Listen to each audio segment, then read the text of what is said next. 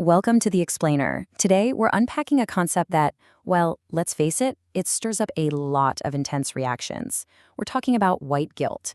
But rather than getting caught up in the usual shouting match, we're going to step back. We're going to lean on sociology, psychology, and behavioral science to really understand how this emotion actually functions in our society.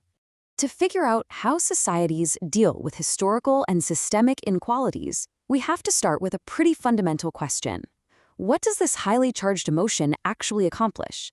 Is it the engine pushing us toward a fairer world? Or, as some researchers suggest, is it just an emotional trap that prioritizes the feelings of a dominant group over real structural change? First things first, what exactly are we talking about here?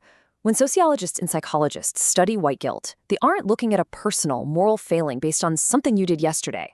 They define it as a collective, group-based emotion.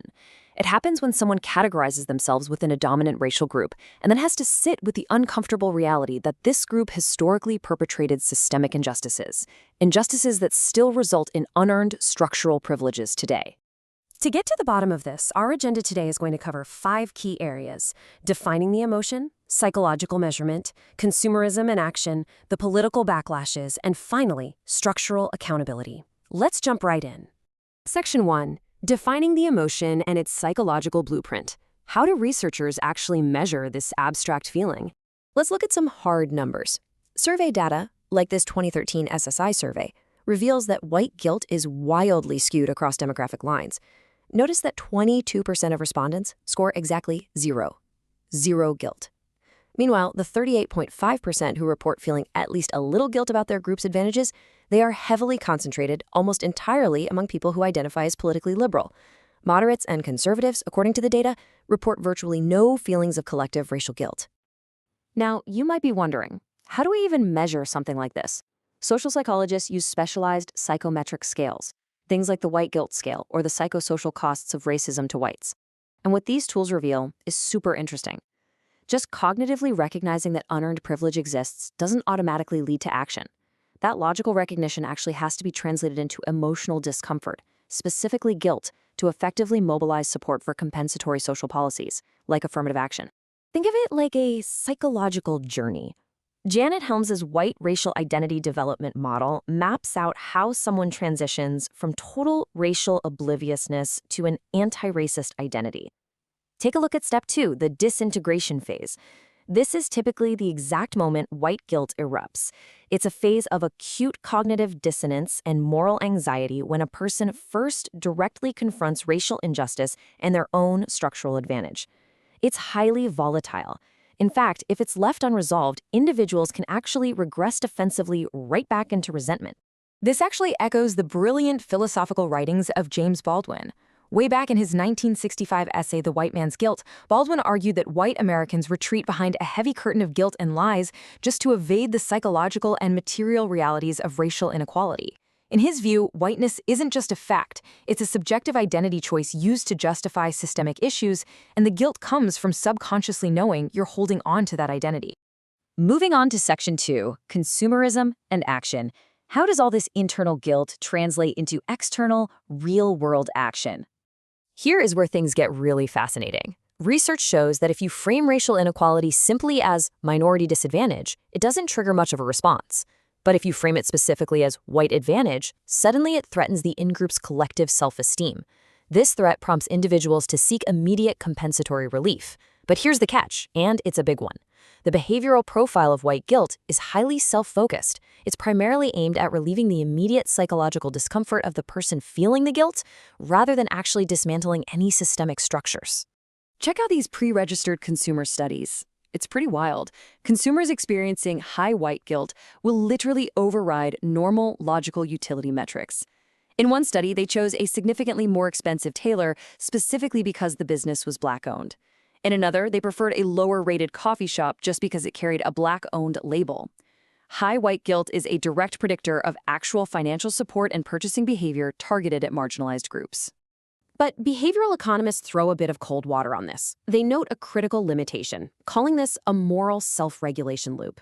By buying these goods or services, the consumer gets a sudden spike in their moral self-perception. They get to feel like a good person.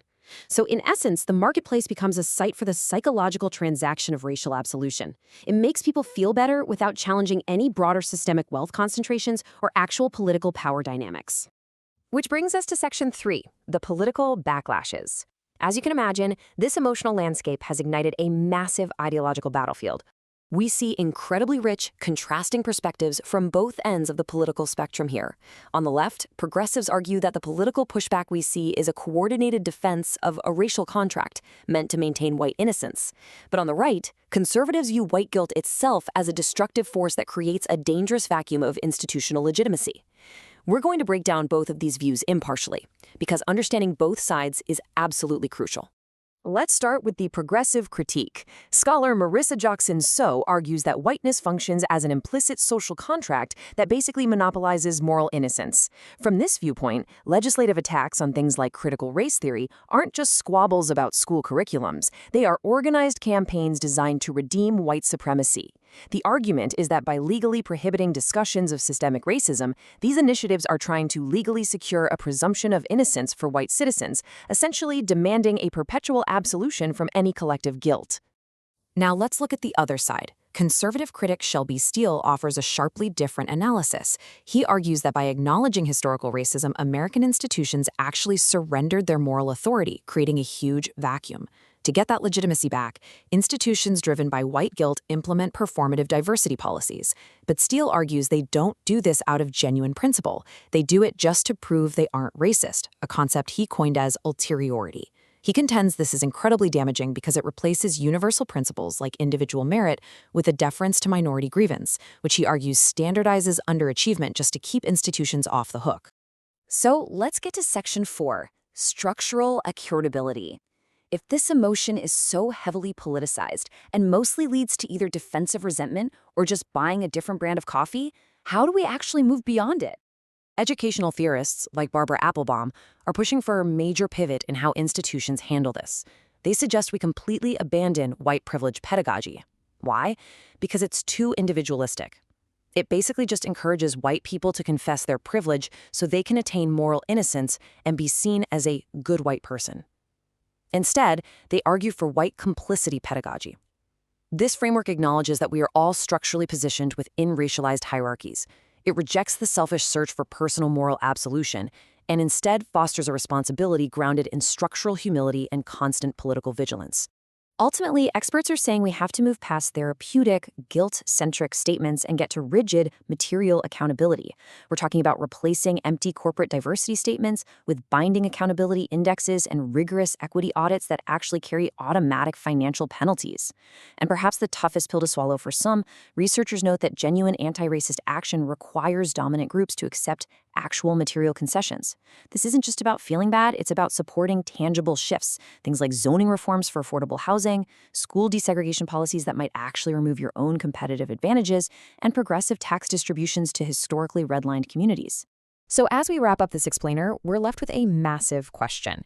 White guilt is an undeniably powerful, volatile emotion.